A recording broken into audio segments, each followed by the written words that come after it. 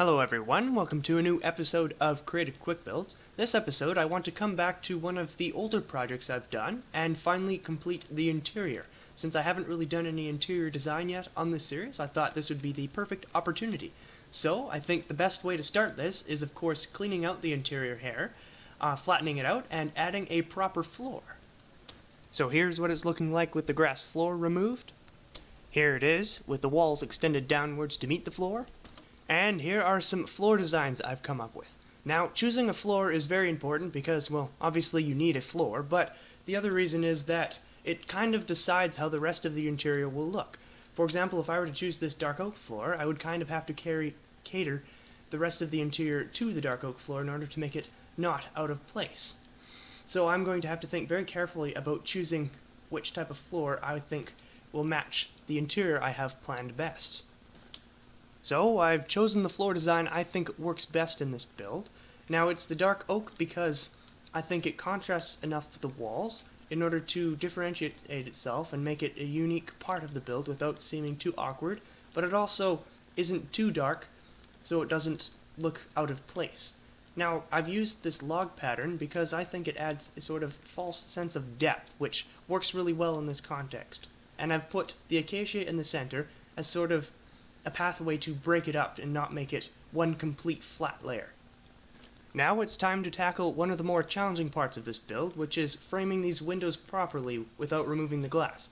Now normally if this was one of my survival builds, I wouldn't have glass in here at all, just to make the interior more of an ease to construct, but this one I want to go all out and just have the glass and see if I can do anything with it, just as a bit of a challenge.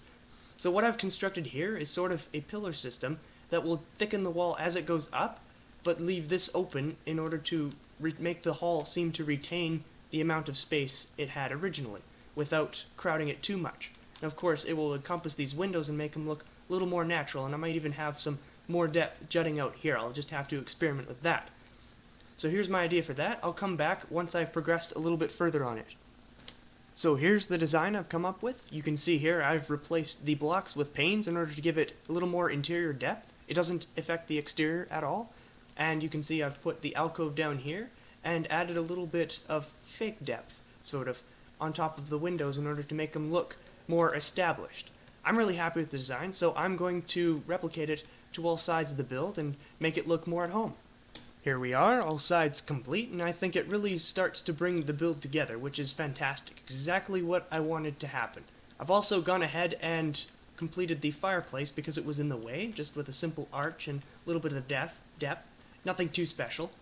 The next step I want to do is, of course, the ceiling, which is another very important part of any build. As cool as I think this dark cavernous mass looks, I need to add detail to it so it doesn't stand out as much as it does now. Of course, I'm going to keep the dark color so it blends away from the walls. I don't want it to look like the same material as the walls, because that would lead to kind of, you wouldn't have anywhere to focus on. It would just be a big mass of wall color, and I don't want that. So I'm going to quickly try some things with the ceiling, and I'll come right back. So here's the roof I've come up with, and as you can see it's quite simple and it uses the dark blocks so it doesn't detract from the rest of the build. I've just placed the torches up there so you can see, but they will be removed once everything else is complete. And just like before, I'm going to replicate this on all sides real quick and then come back. Here it is all complete, and as you can see it's a little bit awkward in transition up here, but I think that's passable. Perfectly fine in my books. Of course there will be like chandeliers or something hanging around in a little bit, but for now I'm just going to leave it dark and I'm going to focus on the floor plan next. Since this is a town hall and not a religious institution, I want the floor plan to indicate some kind of function besides a bunch of seats facing some sort of worship altar.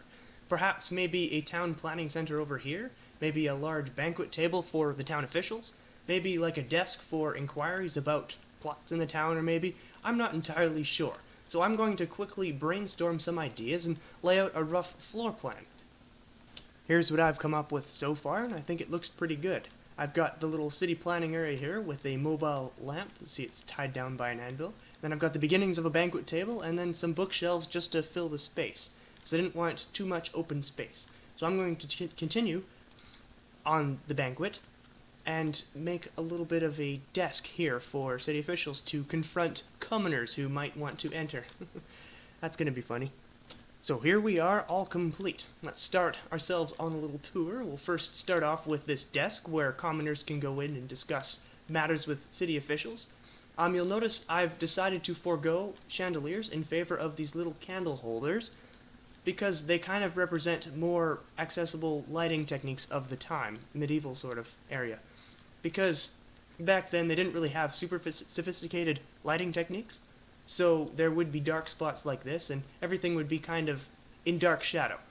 So I've tried to emulate that with this. Now obviously it's not very applicable for survival, but I'm not too concerned about that because this is not a survival build.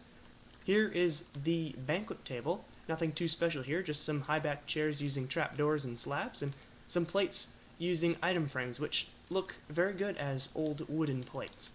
Now I have just one more thing I'd like to do before we finish this off, and that is to put a roaring fire in the fireplace, because what medieval town hall isn't complete without a roaring fire?